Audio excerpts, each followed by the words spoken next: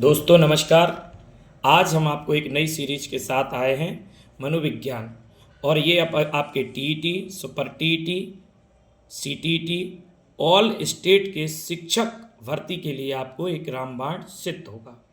आइए शुरुआत करते हैं। और हर एक सीरीज में आपका टॉपिक बाय टॉपिक 20 क्वेश्चन आपको वेरी इंपॉर्टेंट क्वेश्चन आपको हम बताएंगे। और आइए आप इसको बिल्कुल रट्टावार लीजिए, आपके एग्जाम में एक रामबाण की तरह साबित होगा। तो पहला प्रश्न है अपना, आधुनिक मनोविज्ञान का जन्मदाता कौन है?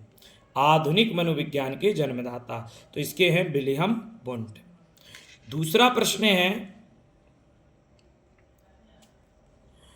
प्रश्न है निम्नलिखित में से कौन सा मनोवैज्ञानिक आत्मा के विज्ञान के रूप में मनोविज्ञान विचारधारा का समर्थक नहीं है? यानी मनोविज्ञान आत्मा का विज्ञान है, इस विचारधारा का कौन समर्थक नहीं है?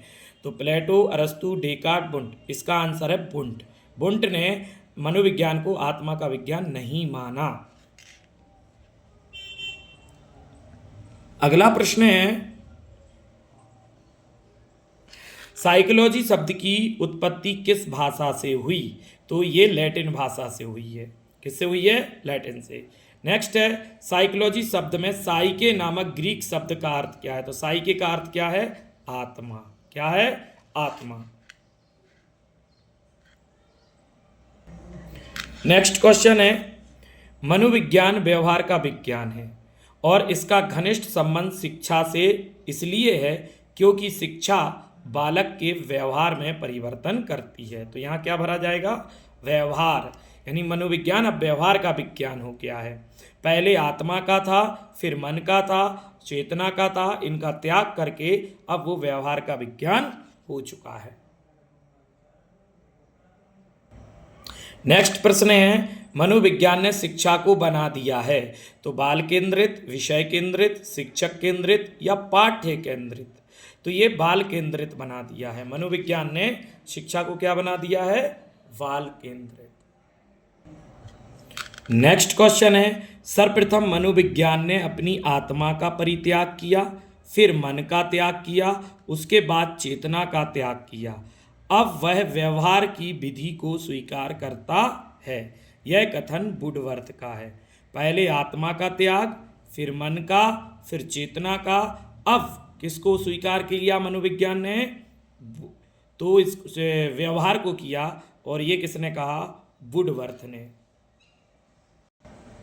नेक्स्ट क्वेश्चन है, पहली मनोवैज्ञानिक प्रयोगशाला की स्थापना किसके द्वारा की गई थी? तो ये पहली मनोवैज्ञानिक प्रयोगशाला वुंट ने स्थापित की थी और ये जर्मनी के लिपजिंग शहर में की थी और ये जो है 1879 में की गई थी। नेक्स्ट, प्रथम मनोवैज्ञानिक प्रयोगशाला कहाँ स्थापित की गई थी? अभी हमने आपको बताया है लिपजिंग शहर में की गई थी और जर्मनी का शहर है ये। और 1879 में इसकी स्थापना की गई थी। 79 में, 1879 जर्मनी में। नेक्स्ट, मनोवैज्ञानिक की प्रयोगशाला किस मनोवैज्ञानिक ने स्थापित की थी? आपको बताया है कि ये वुंट ने की थी, जर्मनी में की थी, जर्मनी के लिपजिंग शहर में की थी और 1879 में की थी। नेक्स्ट, सन 1920 के दशक के प्रारंभ में बर्लिन में पहली क्रीड़ा मनोविज्ञान शास्त्र की प्रयोगशाला को इन्होंने प्रारंभ किया था। यानी पहली क्रीड़ा मनोविज्ञान शास्त्र की प्रयोगशाला तो डॉक्टर कार्ल डाइम्स ने। कहाँ पर? बर्लिन में। कब? 1920 में। नेक्स्ट, प्रारंभ में आत्मा का प्रयोग किस शास्त्र में किया जाता था? तो आत्मा का प्रयोग दर्शन शास्त्र में किया जाता था। किस में किया जाता था दोस्तों? दर्शन शास्त्र में। नेक्स्ट, सामान्य मनोविज्ञान के आधुनिक युग के जनक कौन है? सामान्य मनोविज्ञान के आधुनिक युग के जनक सिगमंड फ्रायड हैं। कौन है? Sigmund Freud. नेक्स्ट प्रश्न है, मनोविज्ञान ने सर्वप्रथम अपनी आत्मा का परित्याग किया, फिर अपने मन का और फिर अपनी चेतना का। अभी वह एक प्रकार के व्यवहार को संजोए है। ये कथन है वुडवर्थ का।